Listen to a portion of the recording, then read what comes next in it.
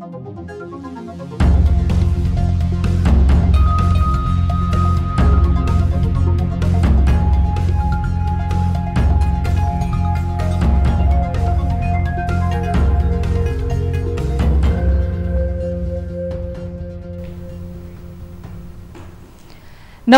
यो हो news 24 television prime time न्यूजमा स्वागत छ। सरकारप्रति आम नागरिकको बेतृष्णा बढ्दैछ। सरकारले संकटका बेला पनि नागरिकका लागि काम गर्न सकेन, बरु भ्रष्टाचार मात्र बढायो भन्ने आरोप लाग्दै आएको छ। राजनीतिक दल, सांसद, मन्त्रीहरूले जनताको विश्वास गुमाउँदै गएका छन्। यही पृष्ठभूमिमा न्यायालयप्रतिको विश्वासमा पनि संकट उत्पन्न हुन थालेको छ। राज्यका सबै निकाय कमजोर रहँदा अन्तिम आशा न्यायालयसँग हुन्छ, तर पछिल्ला 2 आदेशहरूले न्यायालयप्रतिको विश्वास टुटाउँदै गएको छ। एउटा काठमाडौँको बुढालिने कण्ठमा भएको दुर्घटना हिट एन्ड रन केसमा सर्वोच्च अदालतले उन्मुक्ति दिएको प्रसङ्ग आलोचनाभन्दा बाहिर गएन। त्यसैको केही दिनमा प्रधान न्यायाधीशले आफ्नै इजालसले सशस्त्र प्रहरीका पूर्व डीआईजी रञ्जन कोइरालालाई कारागार मुक्त गर्न दिएको अर्को आदेश पनि आलोचित बन्यो। बल्ल तल्ल पुनरावलोकन हुने मौका त मिल्यो, तर यसले न्यायालयप्रतिको आम विश्वासलाई कमजोर बनाइदिएको छ। यतिबेला प्रधान न्यायाधीश चोलेन्द्र शमशेर जबराको फैसला गर्ने क्षमतामाथि नै प्रश्न उठाउन थालिएको छ। राज्यका सबै अङ्गप्रति विश्वास कम हुनुले आम नागरिकमा बेतृष्णा उत्पन्न हुने खतरा बढेको छ। के अब पनि सुधारको प्रयास नगर्ने? अब प्राइम टाइम न्यूजका हेडलाइन्स। रञ्जन कोइरालालाई छुट दिने सर्वोच्च अदालतको फैसला पुनरावलोकन हुने। रञ्जन पत्नी गीताको हत्या भव्यतव्य भन्न नमिल्ने पूर्ण इजालसको निष्कर्ष। उपत्यकामा 8 सहित देशभर 130 नयाँ कोरोना संक्रमित थपिए। प्रहरी हेडक्वार्टरमा 4 प्रहरीमा संक्रमण। मास्क नलगाउनेलाई कारबाही गर्न गृहको निर्देशन। प्राकृतिक विपत्तिबाट 2 महिनामा 138 जनाको मृत्यु। भारतले एकतर्फी रूपमा बनाएको बाँधका कारण रौतहट डुबानमा। कैसे जीवन जाए, कैसे का होई, हमने के डूबे छिए में डुबान में। वैकल्पिक व्यवस्था बिना राष्ट्रिय निकुञ्ज वरपरका घरवास नउठाउन संसदीय समितिको सरकारलाई निर्देशन। चितवनको चेपाङ बस्तीमा निकुञ्जले आगो नलगाएको सरकारको दाबी। र उत्तर कोरियामा 1 जनामा कोरोना संक्रमण पुष्टि। स्वास्थ्य आपतकालको घोषणा, लकडाउन गरिँदै।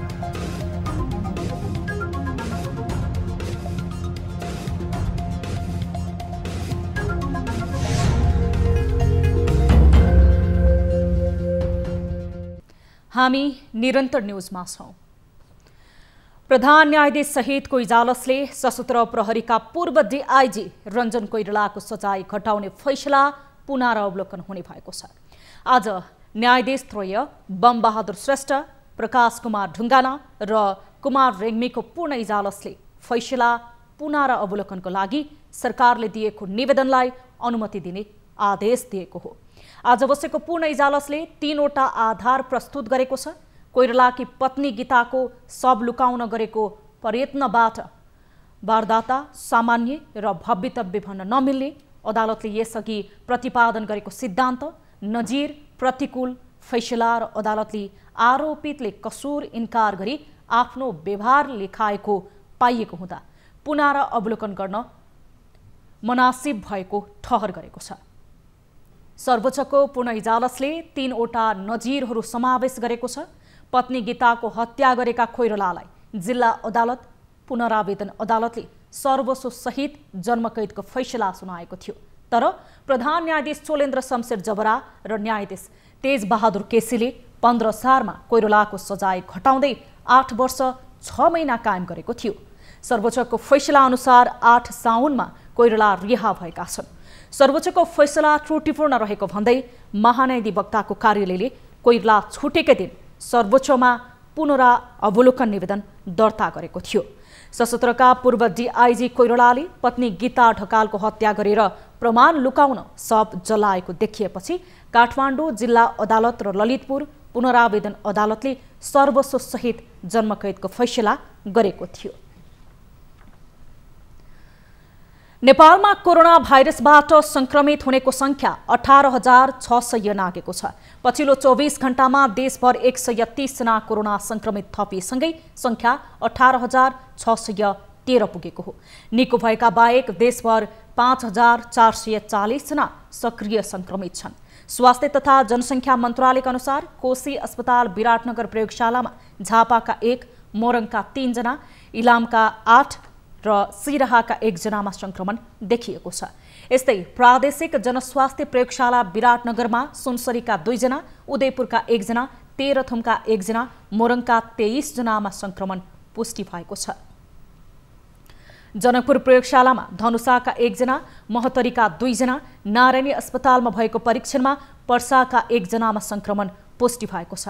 यता राष्ट्रिय जनस्वास्थ्य प्रयोगशाला टेकुमा दाङका 1 जना, काठमाडौँका 2 जना, नुवाकोटका 1 जना, सोलुखुम्बुका 2 जना, सुक्रोडा ट्रपिकल अस्पतालमा टेकुमा काठमाडौँका 3 जना, पर्साका 3 जनामा संक्रमण देखिएको छ। यता किर्जन्य प्रयोगशाला हेटौडामा नवलपरासीका 2 जना, रौतहट र मकवानपुरका 1-1 जना नयाँ संक्रमित थपिएका छन्। यस्तै त्रिवेणी शिक्षण अस्पतालमा बाराका 1 जना, स्टार अस्पताल प्रयोगशालामा सानेपामा कास्कीका 1 जना, काठमाडौँका 3 जनामा संक्रमण पुष्टि भएको छ। पोखरा स्वास्थ्य विज्ञान प्रतिष्ठानमा गोर्खाका 2 जना, कास्कीका 2 जना, रूपन्देही प्रयोगशालामा रूपन्देही र अर्घखाँचीका 1-1 जनामा संक्रमण पुष्टि भएको छ। त्यस्तै लुम्बिनी प्रादेशिक अस्पतालमा भएको परीक्षणमा रोल्पाका 3 जना, भेरी अस्पतालमा बाँकेका 2 जना, बर्दियाका 6 जना, जुम्लाका 1 जना, दैलेख अस्पताल दैलेखमा गरिएको परीक्षणमा दैलेखका 24 जनामा संक्रमण पुष्टि भएको छ। यता सुर्खेत प्रयोगशालामा भएको परीक्षणमा दैलेखका 1 जना, सुर्खेतका 3 जना र सेती प्रादेशिक अस्पताल प्रयोगशालामा भएको परीक्षणमा अछामका 14 जना, बाजुराका 3 जना, कञ्चनपुरका 1 जनामा संक्रमण पुष्टि भएको छ। यता वीरगञ्ज महानगरपालिकाले 1 घर 1 पीसीआर परीक्षण अभियान सुरु गरेको छ भने विराटनगर महानगरपालिकामा पूर्ण लकडाउन गरिएको छ। त्यस्तै हालसम्म 17,903 जना क्वारेन्टिनमा छन् भने आइसोलेसनमा 5,440 जना छन्। त्यस्तै पछिल्लो 24 घण्टामा 75 जना बिरामी निको भएर घर फर्केसँगै डिस्चार्ज हुनेको संख्या 13,128 पुगेको छ। 24 घण्टामा 7,375 जनाको पीसीआर भएसँगै मुलुकभर 3,42,457 जनाको पीसीआर विधिबाट परीक्षण भएको छ। प्रहरी प्रधान कार्यालयमा कार्यरत 4 प्रहरीमा कोरोना भाइरसको संक्रमण पुष्टि भएको छ। मुख्यालयको सवारी व्यवस्थापन शाखामा कार्यरत 1 हवलदार तथा सञ्चार निर्देशनालयमा कार्यरत 3 जनामा कोरोना संक्रमण देखिएको हो। हवलदारमा कोरोना पुष्टि भएपछि उनी बस्ने ब्यारेकका 16-17 जना प्रहरीको पीसीआर परीक्षणका लागि स्वाब नमुना लिएर आइसोलेसनमा राखिएको छ। त्यस्तै मुख्यालयभित्रै रहेको सञ्चार निर्देशनालयमा कार्यरत 3 जनालाई पनि संक्रमणको आशंका गरिएको छ। उनीहरूमा ज्वरो सहितका लक्षण देखिएपछि पीसीआर परीक्षण गरिएको थियो। प्रयोगशालाबाट पीसीआर रिपोर्ट आए पनि 3 जनाको नतिजा प्रहरीले सार्वजनिक गरेको छैन।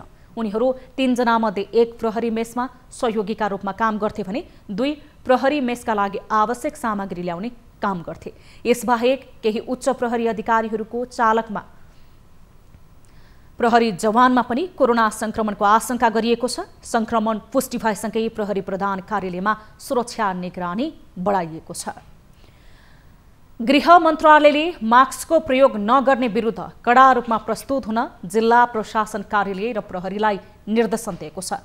कोरोना भाइरसको संक्रमणको दर बढिरहँदा मास्कको प्रयोग नगर्ने बढिरहेको भन्दै कडा रूपमा प्रस्तुत हुन गृह मन्त्रालयले मातहतका निकायलाई परिपत्र जारी गर्दै मास्क प्रयोग नगर्ने विरुद्ध कडा रूपमा प्रस्तुत हुन भनेको हो। यसअघि पनि मन्त्रालयले मातहतका निकायहरूलाई मास्क नलागाउनेलाई कारबाही गर्न भनेको थियो, तर जनस्तरमा बढ्दो लापरवाही र जोखिम बढ्ने क्रम देखिएपछि पुनः निर्देशन गरेको हो। साथै कारबाहीको विवरण पनि दैनिक रूपमा हरेक जिल्ला प्रशासन कार्यालयले गृह मन्त्रालयमा बुझाउनु पर्नेछ। मास्क नलगाएको आरोपमा पक्राउ पर्ने व्यक्ति विरुद्ध संक्रमणात्मक रोग नियन्त्रण ऐन अनुसार कारबाही प्रक्रिया अघि बढाइने मन्त्रालयले जनाएको छ। संसारका विभिन्न देशमा रहेका 161 जना नेपालीको कोरोना संक्रमणबाट मृत्यु भएको छ। गैर आवासीय नेपाली संघ एनआरएनको स्वास्थ्य समितिको तथ्याङ्क अनुसार अघिल्लो हप्ता थप 1 जना सहित अहिलेसम्म 161 जना नेपालीको कोरोनाको कारण ज्यान गएको हो। समितिका अनुसार संसारका विभिन्न 36 देशमा रहेका 31,150 नेपालीमा कोरोना संक्रमण भएको थियो। उनीहरूमध्ये 29,243 जना अर्थात् 93% भन्दा बढी नेपाली संक्रमण मुक्त भएका छन्। कोरोना संक्रमित हुने र निको हुने नेपालीको संख्या बढी नै रहेको छ। तर अन्य देशमा नयाँ संक्रमित नेपाली घट्दै गए पनि खाडीका देश युएई, कतार, कुवेत र साउदीमा रहेका नेपालीहरूमा भने संक्रमण बढिरहेको स्वास्थ्य समितिले जनाएको छ। अघिल्लो साता अफ्रिकी देशमा कोरोना भाइरसबाट संक्रमित नेपाली मध्ये अधिकांश संक्रमण मुक्त पनि भए पनि यो साता त्यहाँ फेरि संक्रमण दर बढेको छ। विदेशमा बिस्तारै कामहरू सुरु भएका छन्। लकडाउनका कारण बन्द रहेका कामहरू पनि सुरु हुँदैछन्। यस वर्षको मनसुन सुरु भएदेखि जेठ यता बाढी, पहिरो र चट्याङले देशका 40 भन्दा बढी जिल्ला प्रभावित बनेका छन्। जेठ 30 गते मनसुन सुरु भएदेखि मानवीय तथा भौतिक क्षति भएको छ। गत वर्षभन्दा यस वर्ष बाढी पहिरोबाट ज्यान गुमाउने बढेका छन्। साथै यस वर्ष 30 वर्षपछिकै बढी वर्षा भएको छ। एक रिपोर्ट। जेठ 30 गते मनसुन सुरु भएदेखि साउन 11 गतेसम्म बाढी पहिरोबाट 138 जनाले ज्यान गुमाएका छन् भने अझै 51 जना बेपत्ता छन्। 69 जना घाइते भएका छन्। अहिलेसम्म 138 जनाको मृत्यु भएको छ र त्यस पछाडि 51 जनाको अहिलेसम्म बेपत्ता हुनुहुन्छ र 79 जना घाइते हुनुहुन्छ र 185 जति घर चाहिँ कोलाप्स भएको छ। र यसको साथै अहिले चाहिँ हिजोदेखि चाहिँ मनसुनमा केही सुधार आएर खोलाको बहाव पनि घटेको छ र पानी पर्ने दर पनि घटेको छ र सडक पनि धेरै जसो सडकहरू चाहिँ एकतर्फी खुलेका छन्। पछिल्लो 24 घण्टामा पहिरोले बागलुङमा 1 जनाको र दार्चुलामा 1 जनाको मृत्यु भएको छ। पहिरोले बागलुङमा 1 जनाको मृत्यु भएको छ। हिजो दार्चुलामा 1 जना बेपत्ता हुनुभएको थियो, त्यो पनि आज लास फेला परेको छ। र यसरी चाहिँ मनसुनका केही घटनाहरू, छिटफुट घटनाहरू अझै पनि भइरहेका छन्। यस वर्ष मनसुन सुरु भएकै दिन जेठ 31 गते पर्वतमा 9 जनाले भेल पहिरोमा परेर ज्यान गुमाए। यस वर्ष हिउँदमा 3 गुणा र मनसुनमा दोब्बर वर्षा भएको कारण पनि बाढी पहिरोका घटना बढी भएका थिए। गत असार 25 देखि 29 सम्म र साउन 4 देखि 6 गतेसम्म मुलुकका विभिन्न स्थानमा भारी वर्षा भएको थियो। त्यस अवधिमा पाल्पा, जाजरकोट, बझाङ, सिन्धुपाल्चोक, कास्की, लमजुङ, गुल्मी र म्याग्दीमा ठूला पहिरो खसेर जनधनको ठूलो क्षति भएको छ। सडक विभागका अनुसार गत 25 असारदेखि साउन पहिलो हप्तासम्म विभिन्न सडक खण्डका 103 स्थानमा क्षति पुगेको छ। अवरुद्ध सडकहरू केही एकतर्फी खुलेका छन् भने केही अझै अवरुद्ध नै छन्। क्यामेरामा कान्छा डङ्गोलका साथ टिभी जर्नलिस्ट रिया भण्डारी, काठमाडौँ। भारतले एकतर्फी रूपमा बनाएर बाँधको कारण रौतहट, सदरमुकाम, गौर लगायतका क्षेत्र डुबानमा पर्ने गरेका छन्। 10 गजा क्षेत्रमा भारतले अग्ला बाँध बनाउँदा हरेक वर्ष नेपाली बस्ती डुबानमा पर्ने गरेको छ। तर समस्या समाधानको लागि नेपाली पक्षबाट कुनै पहल भएको देखिँदैन। एक रिपोर्ट।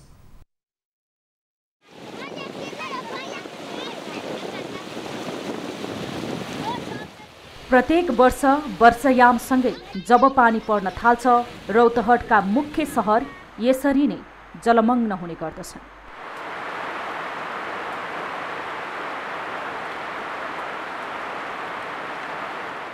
जिल्ला सदरमुकाम गौर, ईशनाथ नगरपालिका, दुर्गा भगवती गाउँपालिका, राजदेवी नगरपालिका, मौलानपुर नगरपालिका, यमुनामाई गाउँपालिका, पहोरा नगरपालिका लगायत 1 दर्जन बस्ती हरेक वर्ष यसरी नै डुबानमा पर्ने गरेका छन्। 10 फिटसम्म पानी जम्ने गरी डुबान हुन थालेपछि बर्खायाममा स्थानीयले घर नै छाड्नुपर्ने अवस्था छ। कुछो के सहारा नहीं खे, हमनी के कैसे जिम्मन जाई, कैसे का होई। हमनी के डूबे छिए में डुबान में एक कोनो ख्याले न बा न के सहारा बा के।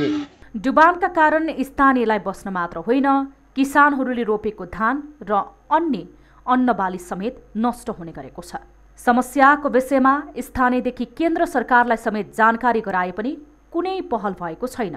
यसरी बस्ती डुबानको मुख्य कारण हो भारतले 10 गजा क्षेत्रमा एकतर्फी रूपमा बनाएको बाँध। भारतले पानीको निकास समेत नराखी अग्ला अग्ला बाँध बनाएपछि वर्षेनी नेपाली बस्ती डुबानमा पर्ने गरेको छ। चौथरको बाढीको कारणले योभन्दा विगतमा 17 जनाको मृत्यु भयो, हजारौं घर जलमग्न भए, धेरै विस्थापित भए।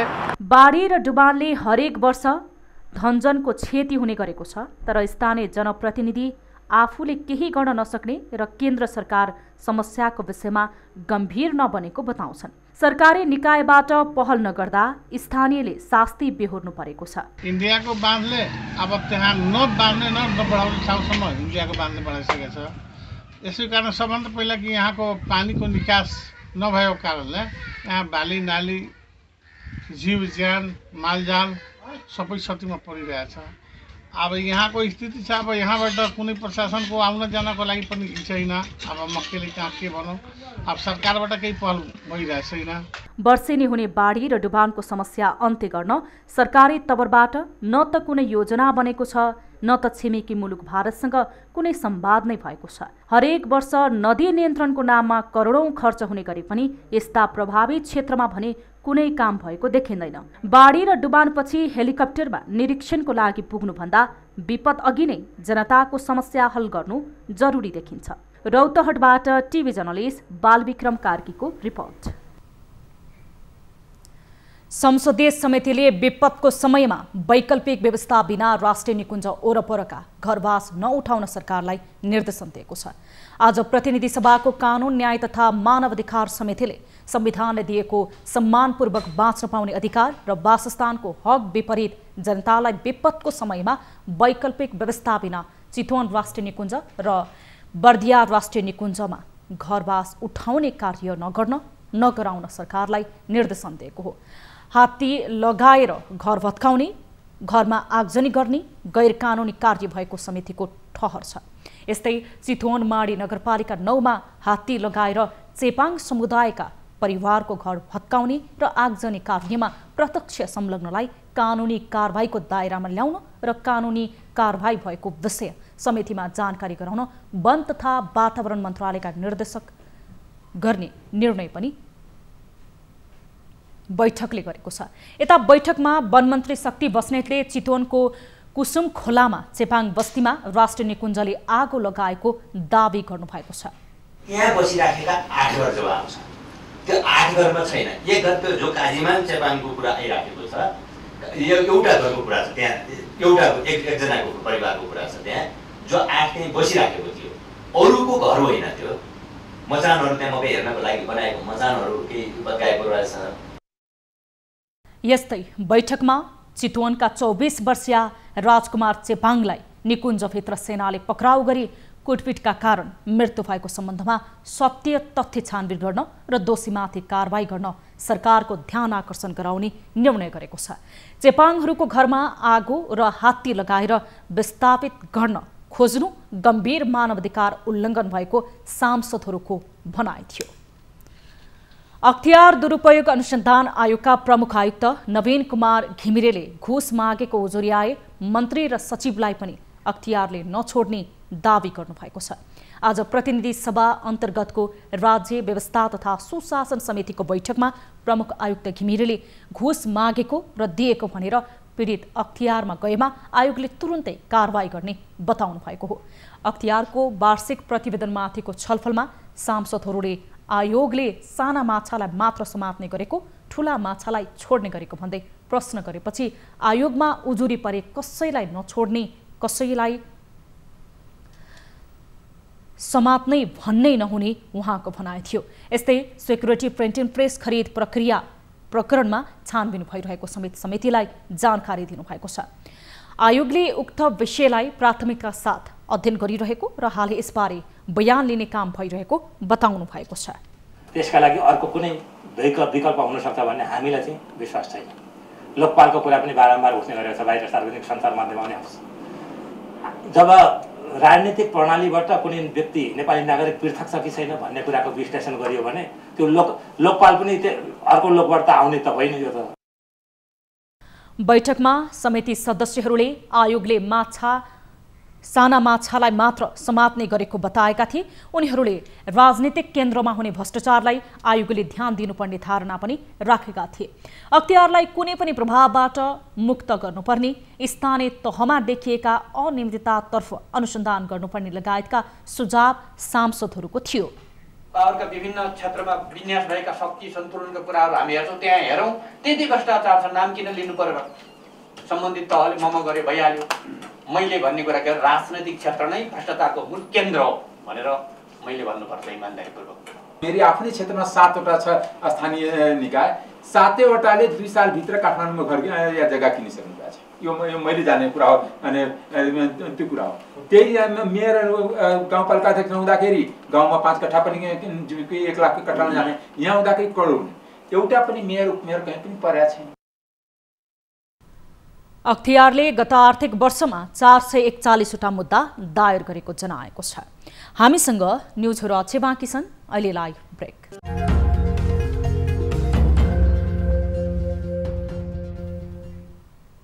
हामी निरन्तर न्युजमा छौं। सरकारले लकडाउन खुल्ला गरे पनि मठ मन्दिर खोल्ने निर्णय गरेको छैन। पशुपतिनाथ मन्दिर सर्वसाधारणको लागि बन्द भएको 4 महिनाभन्दा बढी भइसक्यो।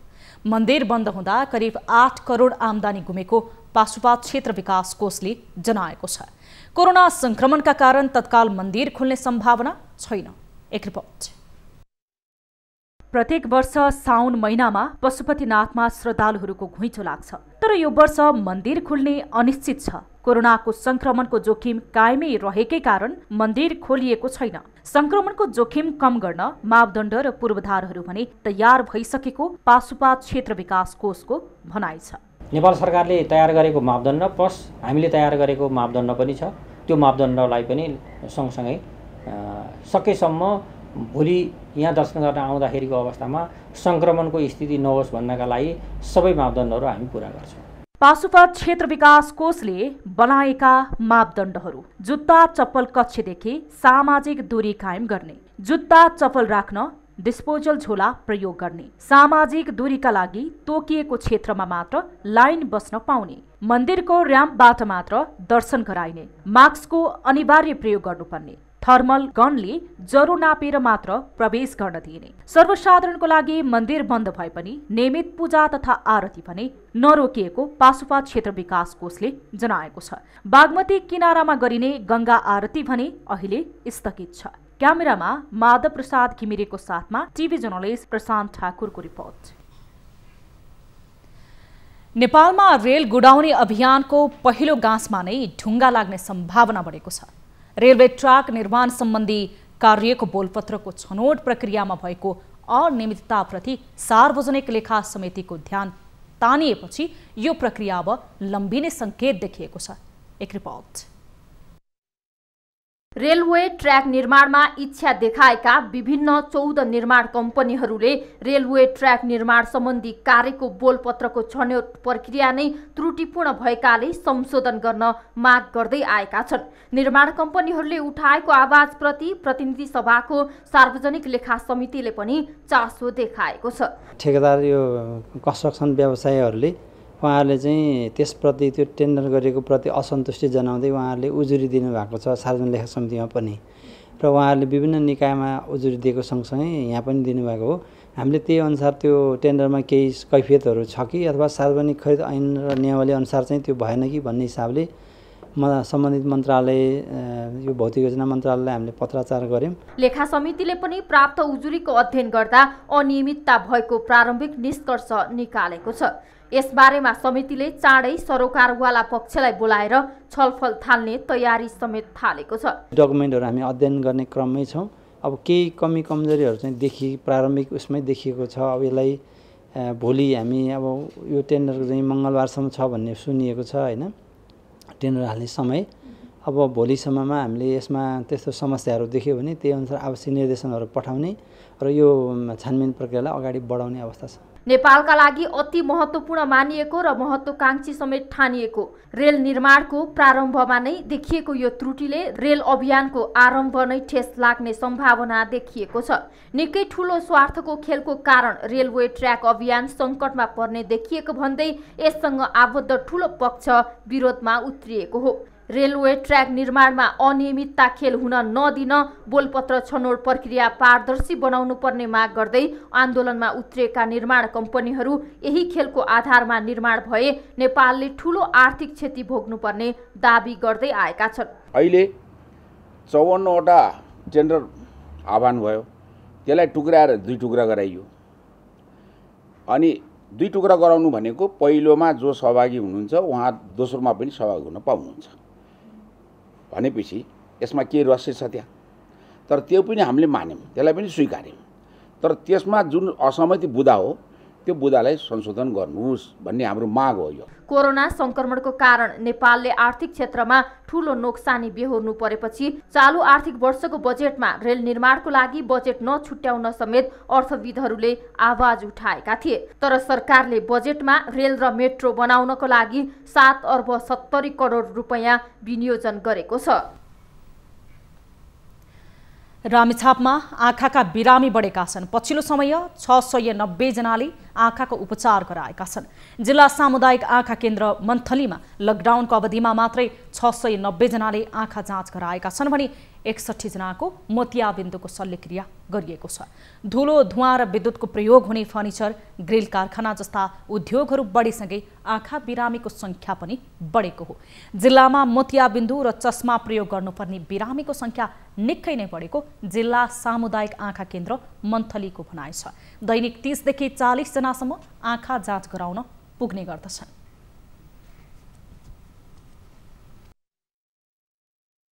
तीस 40 जनाको हाराहारीमा हामी दैनिक आँखाको सेवा दिइरहेछौँ र यसै गरी जिल्ला सामुदायिक आँखा केन्द्रले तिलगङ्गा आँखा अस्पताल काठमाडौँ र हिमालयन क्यारेक्टर प्रोजेक्टको सहयोगमा अहिले विभिन्न दातृहरूको सहयोगमा हामीले चाहिँ आँखा कार्यक्रम अगाडि बढाइरहेछौँ। आँखा जाँच गराउन जिल्लाको दुर्गम मात्र होइन, दोलखा, सिन्धुली, ओखलढुङ्गाबाट पनि बिरामी आउने गरेका छन्। आँखा उपचार केन्द्रलाई नगरपालिका तथा गाउँपालिकाहरूमा विस्तार गर्नुपर्ने आवश्यकता रहेको सामुदायिक आँखा केन्द्रको भनाइ छ। सिन्धुली, ओखलढुङ्गा, सोलुखुम्बु, त्यसपछि आएर छिमेकी जिल्लाहरूको रिफरल सेन्टर चाहिँ यहाँ बनाउन सक्यो भने अत्यन्त राम्रो हुन्छ। यो हामीले हाम्रो व्यवस्थापन टिमले र हाम्रो आँखा केन्द्रको चाहिँ कर्मचारीले र हाम्रो चाहिँ तिलगङ्गाले यसलाई प्रयास गरिरहेको छ। आँखाको शल्यक्रिया गर्नुपर्ने आर्थिक अवस्था कमजोर भएका बिरामीलाई जिल्ला सामुदायिक आँखा केन्द्र मार्फत निशुल्क शल्यक्रिया गराउँदै आएको छ। अब बिजनेस न्यूज।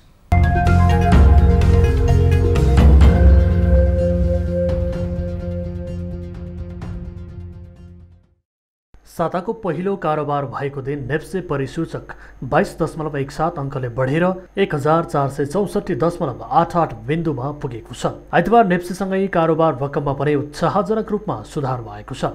नेप्से परिसूचक 22.17 अङ्क बढेर 1464.88 बिन्दुमा पुगेको हो। शेयर बजारमा 190 कम्पनीहरूको 32,625 पटकको कारोबार हुँदा 1 अर्ब 92 करोड 51 लाख 7,000 रुपैयाँ बराबरको कारोबार भएको छ। त्यसै गरी 44,58,000 किता सेयर खरिद बिक्री भएको नेप्सेले जनाएको छ। शेयर बजारमा मैत्री मौद्रिक नीतिका कारण लगानीकर्ताहरूको मनोबल बढेको विश्लेषकहरूको भनाइ छ। लामो लकडाउन र कोरोनाको मारपछि लगानीकर्ताहरूले लगानीको सुरक्षित ठाउँ खोजिरहेको अवस्था छ। नेप्सेमा गत साता कारोबार र नेप्से दुवै उतार चढावमा रहेको थियो। कारोबार भएको 12 उपसमूहमध्ये 10 उपसमूहको परिसूचक बढेको छ भने बाँकी 2 उपसमूहको परिसूचक घटेको छ। यस दिन जीवन र निर्जीवन बिमा उपसमूहको परिसूचक 3% भन्दा बढी बढेको छ। कारोबारमा आएको हाइड्रो पावर र म्युचुअल फन्ड उपसमूहको परिसूचक घटेको छ।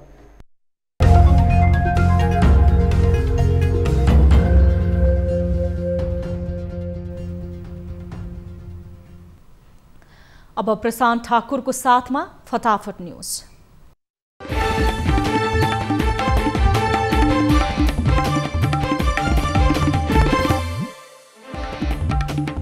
उपत्यकामा 8 सहित देशभर 130 जना नयाँ कोरोना संक्रमित, प्रहरी प्रधान कार्यालयका 4 जनामा संक्रमण।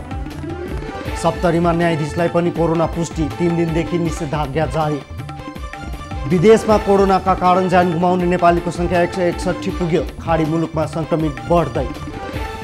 मास्कको प्रयोग नगर्ने विरुद्ध कडा रूपमा प्रस्तुत हुन गृह मन्त्रालयको निर्देशन, कारबाहीको रेकर्ड राख्न मातहतलाई परिपत्र। पहिरोका कारण 18 दिनदेखि मुस्ताङका सडक सञ्चालन भएन, सडक खुल्न कम्तीमा 1 महिना लाग्ने। साउनको दोस्रो सोमबार पनि पशुपतिनाथ मन्दिर सर्वसाधारणको लागि नखुल्ने, सरकारको निर्णय पर्खाइमा रहेको पशुपति क्षेत्र विकास कोषको भनाइ। हरित सहर निर्माण गर्दै बागमती सरकार, काठमाडौँ, भक्तपुर र ललितपुर पहिलो प्राथमिकतामा। पूर्व डिआइजी रञ्जन कोइरालालाई छुट दिने सर्वोच्च अदालतको फैसला पुनरावलोकन हुने, सर्वोच्चको पूर्ण इजलासले दियो अनुमति। रौतहटको गरुडामा रहेको जिल्लाकै पहिलो श्रीराम सुगर मिल्स बन्द, मिलले उखु किसानलाई 32 करोड रुपैयाँ भुक्तानी दिन बाँकी।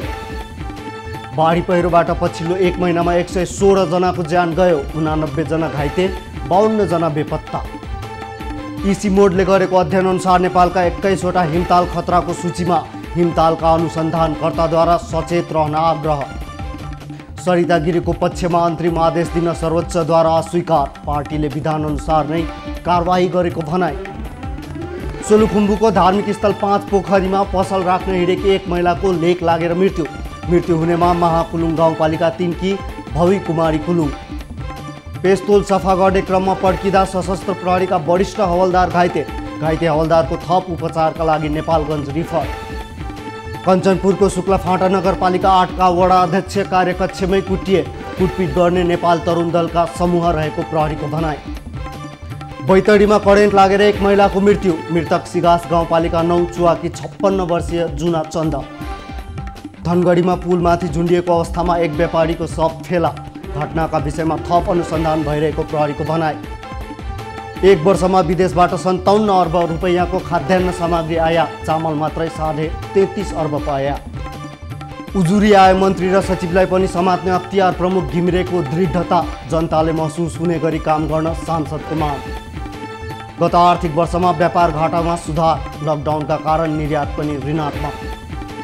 सुनको मूल्यमा आज पनि 500 ले वृद्धि, प्रति तोला मूल्य 96,300 पुग्यो। अफगानिस्तानको घोर प्रान्तको शाहराग सरकारी सेनाद्वारा कारबाहीमा 1 जना मुख्य तालिबान कमान्डर सहित 8 जना लडाकु मारिए। उत्तर कोरियामा कोरोना संक्रमणको आशंकापछि आपतकाल घोषणा, 1 जनामा कोरोना देखिएपछि दक्षिण कोरियाको सीमासँग जोडिएको केसङ शहर सिल। र भारतमा एकै दिन 48,000 भन्दा बढी कोरोना संक्रमित भेटिए, हालसम्म 13,85,000 भन्दा धेरैमा कोरोना संक्रमण पुष्टि, 32,096 जनाको मृत्यु।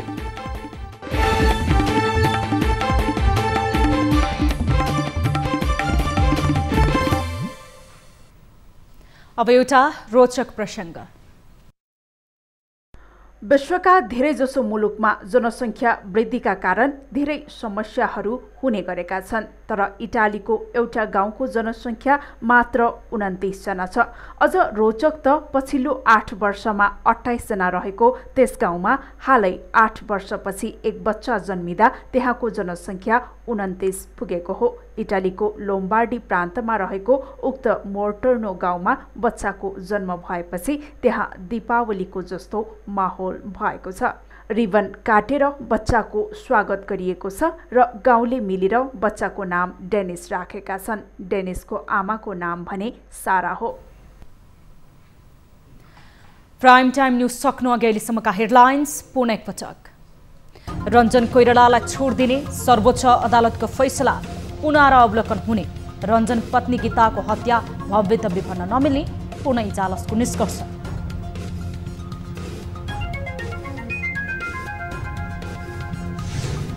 उपत्यकामा 8 सहित देशभर 130 नयाँ कोरोना संक्रमित थपिए, प्रहरी हेड क्वार्टरका 4 प्रहरीमा संक्रमण, मास्क नलगाउनेलाई कारबाही गर्न गृहको निर्देशन।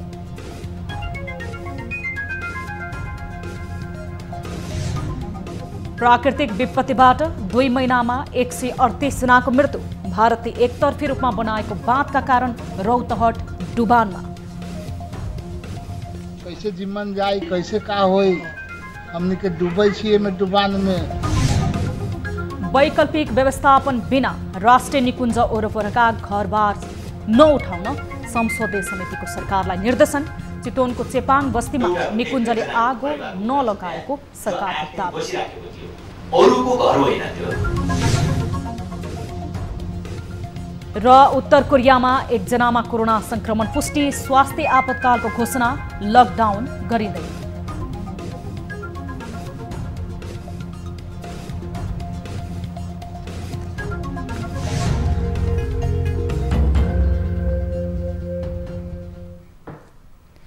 प्राइम टाइम न्यूज अहिलेलाई यति नै। जाँदा जाँदै ताली र गालीका लागि हामीले सोधेको प्रश्नको अन्तिम जवाफ यसपछि प्रसारण हुने कार्यक्रम सीधा कुरा जनतासँगमा हेर्न नभुल्नुहोला। थप न्यूजको लागि हाम्रो वेबसाइट www.news24nepal.com हेर्न नभुल्नुहोला। साथै तपाईले हामीलाई फेसबुक, ट्विटर र युट्युबमा पनि फलो गर्न सक्नुहुनेछ। यस्तै मोबाइल, भाइबर र इमेलबाट न्यूज 24 टेलिभिजनको हेल्पडेस्कमा कुनै समस्या र गुनासो छन् भने प्रत्यक्ष रूपमा सम्पर्क राख्न सक्नुहुनेछ। हामी निरन्तर न्यूजमा छौं। नमस्ते।